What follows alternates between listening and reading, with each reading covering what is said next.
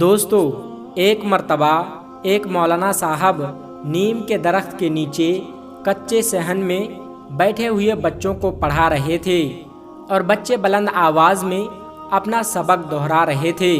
جیسے ہی کوئی بچہ ذرا سی بھی غلطی کرتا تو مولانا صاحب اسے فوراً ٹھیک کروا دیتے تھے۔ بچے اپنی الگ الگ آواز میں سبق پڑھ رہے تھے۔ اتنے میں اچانک مولانا صاحب کو ایک عجیب سی آواز سنائی دی۔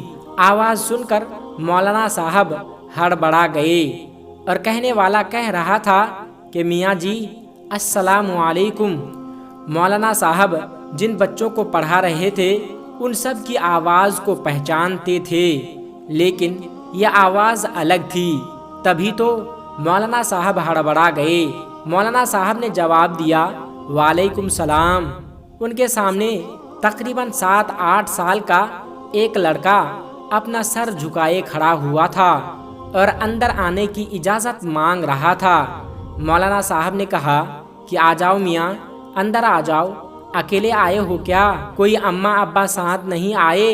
یہ سنتے ہی لڑکا سب بچوں کو پھلانگتا ہوا مولانا صاحب کے قریب آ کر ہاتھ باندھ کر کھڑا ہو گیا اور اس کی نظریں جھکی ہوئی تھی اور مولانا صاحب کے سوال کا کوئی جواب نہیں دیا۔ مولانا صاحب کے اگلے سوال کا منتظر تھا۔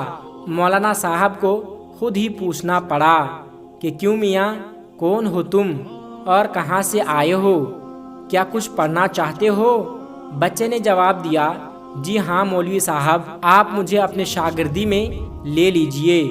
مولوی صاحب اس کے معصوم سے سرانے میں کھو گئے تھے، لیکن اس بچے کی عبادت تھوڑی الگ تھی۔ وہ اسے گھورتے ہوئے بولے کہ کیا تمہارا تعلق اسی گاؤں سے ہے؟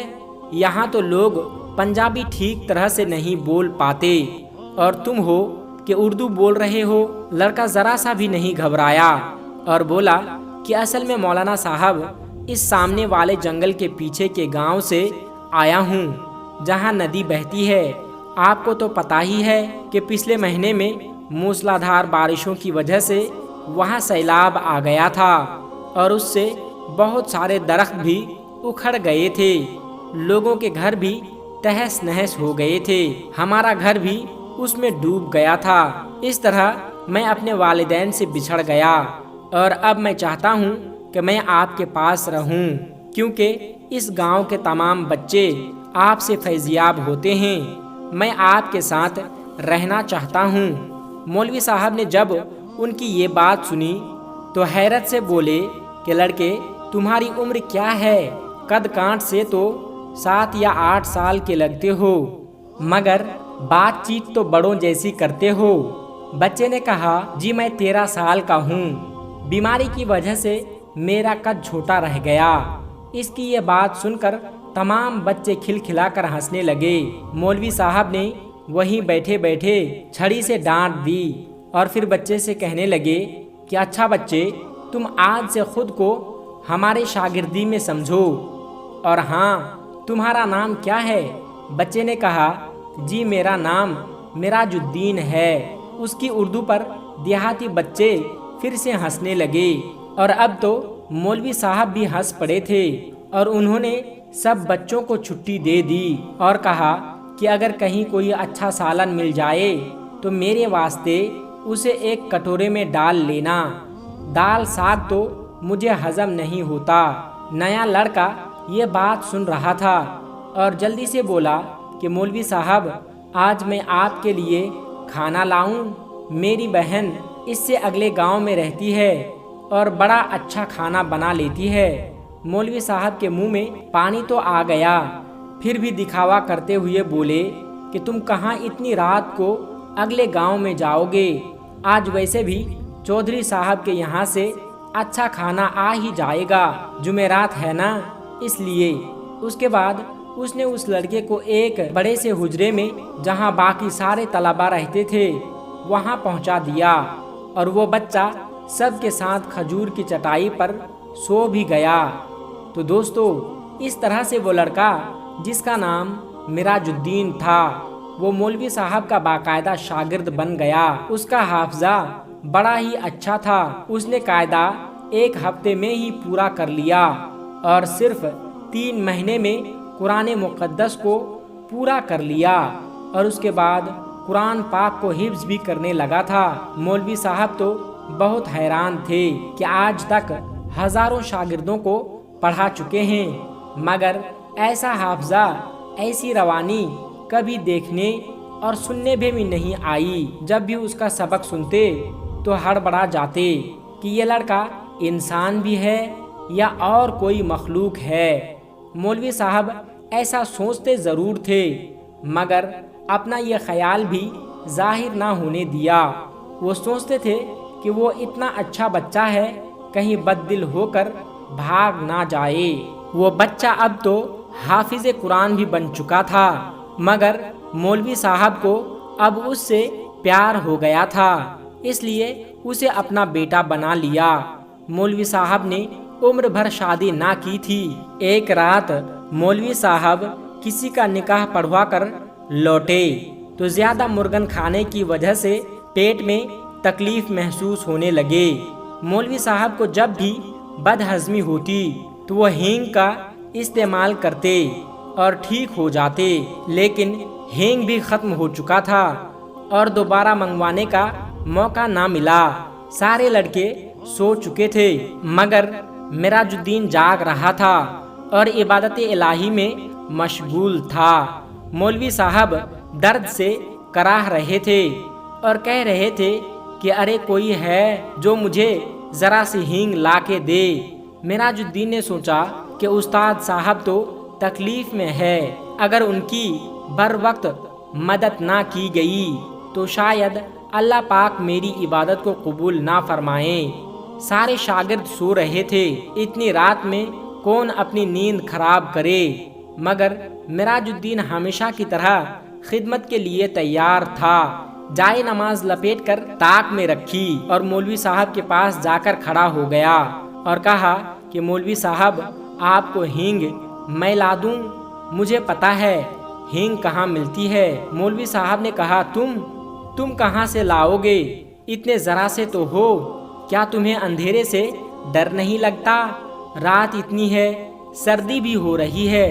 मिराजुद्दीन ने कहा कि नहीं, मैं तो अपने काम जब चाहूँ कर लेता हूँ, मुझे अंधेरे से डर नहीं लगता।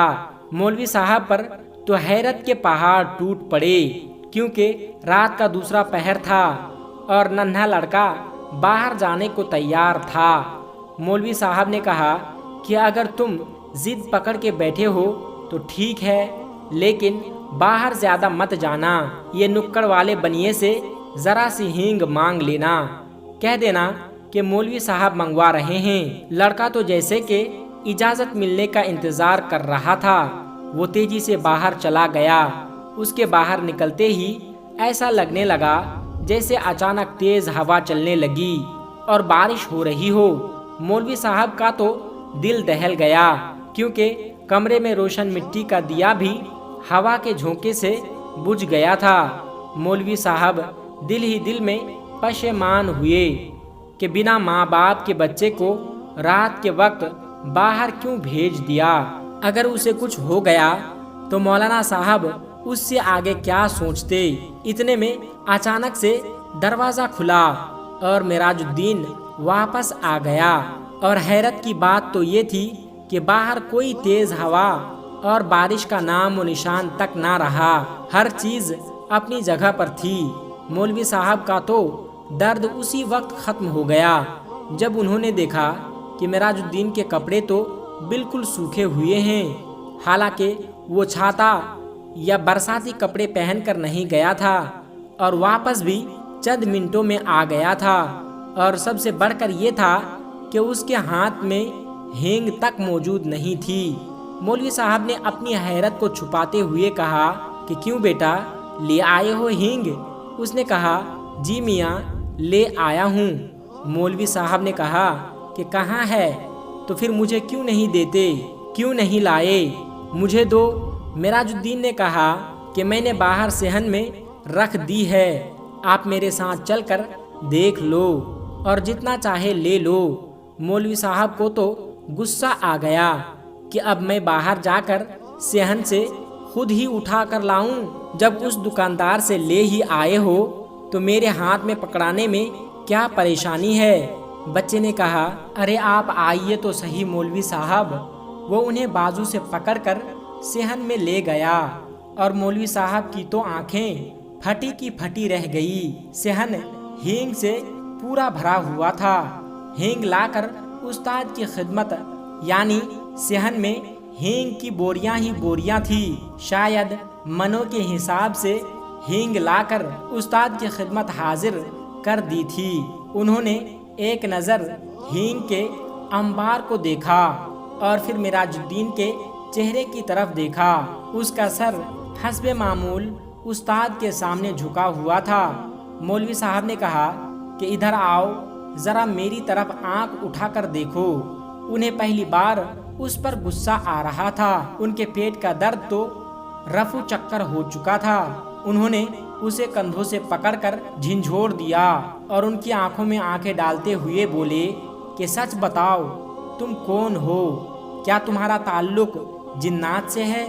بچے نے کہا، جی میاں جی، آپ کا خیال تو بالکل درست ہے، میں واقعی ایک جن زادہ ہوں۔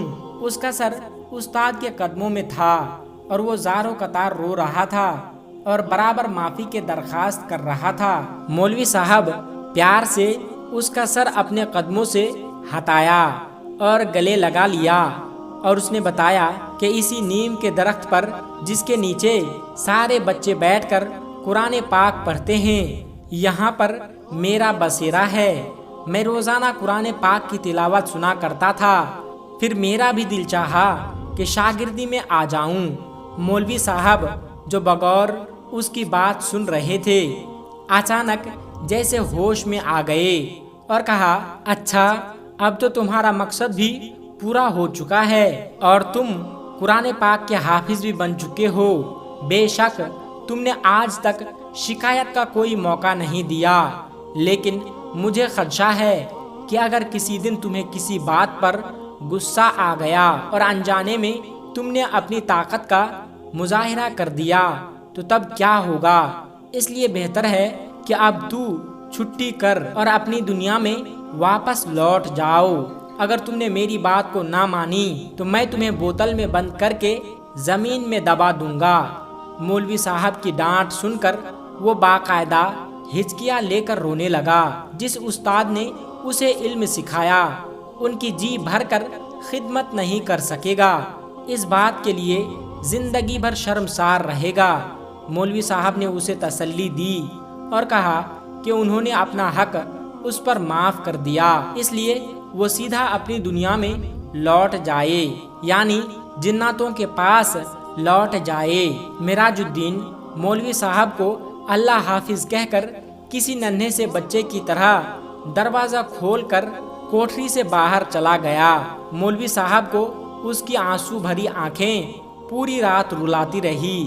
مولوی صاحب کی ہدایت پر ہمیشہ کے لیے لوٹ جانے سے پہلے اس نے ہینگ بھی واپس گودام میں پہنچا دی تھی۔ اس بات کو سالوں سال بیت گئے اور مولوی صاحب سمیت سب لوگ اسے بھول گئے، کیونکہ وہ جن دوبارہ لوٹ کر نہیں آیا تھا۔ مولوی صاحب تعویذ گڑھنے کے بھی ماہر تھے۔ اکثر گاؤں کے نوجوان لڑکے لڑکیوں پر ہسٹریان کا دورہ پڑتا اور ماں باپ اسے جن بھوت وغیرہ کے داستانے سمجھتے، تو وہ مولانا صاحب کے پاس آتے اور وہ لڑکے پھر سے ٹھیک ہو جایا کرتے۔ ایک مرتبہ ایک لڑکی کو مولوی صاحب کے پاس لایا گیا اور لڑکی بنا پانی کے مچھلی کی طرح تڑپ رہی تھی اور لڑکی بار بار سر پٹک رہی تھی۔ اس کی آنکھیں انگاروں کی طرح لال ہو رہی تھی، بال بکھرے ہوئے تھے۔ مولوی صاحب کو وہ لڑکی باقی لڑکیوں سے الگ نظر آ رہی تھی۔ انہوں نے اس پر کچھ پڑھ کر پھونکا اور اپنا عمل جاری رکھا۔ مولوی صاحب کچھ دیر بعد پڑھتے رہے اور پھر وہ اچانک سے چیخ پڑے کہ معراج الدین، تو تم اپنی دنیا میں واپس نہیں گئے؟ تم نے اپنا وعدہ بھلا دیا؟ یہ بھول گئے کہ استاد کی نافرمانی کرنے کے کتنا بڑا گناہ ہے، تم مسلمان جن ہو، عبادت گزار ہو، پھر تم اس لڑکی کو کیوں پریشان کر رہے ہو؟ اب تو یقیناً اس کی سزا دوں گا، تم اس لڑکی کو فوراً چھوڑ دو اور ابھی میں تمہارا علاج کرتا ہوں۔ میرا خیال ہے کہ تمہیں بوتل میں بند کر دینا پڑے گا۔ معراج الدین چونکہ ایک جن زادہ تھا، اس نے کہا کہ نہیں میاں جی، ایسا نہ کرنا، آپ کو اللہ کا واسطہ، میں وعدہ کرتا ہوں کہ اب میں آپ کی طرف کبھی بھی لوٹ کر نہیں آؤں گا، مگر صرف ایک بار، آخری بار اس دنیا سے لوٹ جانے سے پہلے آپ کی قدم بوسی کرنا چاہتا ہوں، آپ کا آخری دیدار کرنا چاہتا ہوں۔ میں ہرگز ایسی حرکت نہ کرتا اگر میں اس سے پہلے والے کوششوں میں کامیاب ہو جاتا۔ شاید آپ کو معلوم ہوگا کہ گاؤں کے زمیندار کی ٹھیک اسی رات چارپائی الٹ دی تھی جب میں نے آپ کو اللہ حافظ کہا تھا۔ میرا مقصد یہ تھا کہ یوں اس بندے کے علاج کے لیے آپ کو بلایا جائے اور میں اپنے محترم استاد کا دیدار ایک بار پھر سے کر سکوں، مگر مجھے ناکامی کا منہ دیکھنا پڑا، کیونکہ مجھے بھگانے کے لیے انہوں نے کسی اور کو بلایا تھا۔ اس نے مجھے سخت تکلیف اور اذیت پہنچائی اور اس نے واقعی مجھے ایک بوتل کے اندر بند کر کے قید کر کے دبا دیا تھا۔ وہ تو میری لگن تھی کہ زمین پر ٹریکٹر چلا، اور آج پورے 10 سال بعد مجھے رہائی ملی تو میں نے سوچا کہ استاد کے دیدار کے شوق میں نے بڑی سزا پائی ہے، تو میں آپ کی ضرور زیارت کروں گا، چاہے مجھے ایک بار پھر سے اس کے بدلے بوتل کے اندر جانا پڑے۔ مجھے بے حد افسوس ہے کہ مجھے یہ طریقہ اختیار کرنا پڑا، مگر میری آج خواہش تو پوری ہو گئی ہے۔ اب آپ مجھ سے بس آخری بار قدم بوسی کا موقع دے دے۔ میں اپنے استاد کے قدموں کے خاک پلکوں میں لگانا چاہتا ہوں اور آپ کے گلے لگنا چاہتا ہوں۔ مولوی صاحب نے لڑکی کو چھوڑ دینے کا حکم دیا اور اسے گلے سے لگا کر پیار کیا اور دروازہ کھول دیا۔ لڑکی ایک دم ہوش میں آ گئی اور مولوی صاحب کی آنکھیں نم ہو گئی۔ تو دوستو، یہ قصہ تھا ایک مولوی صاحب اور ایک جن کے بچے کا واقعہ۔ دوستو، اگر آپ کو یہ ویڈیو اچھی لگی ہو تو اس ویڈیو کو ایک لائک کر کے ہمارے چینل کو سبسکرائب ضرور کر لیجئے گا۔ السلام علیکم ورحمۃ اللہ وبرکاتہ۔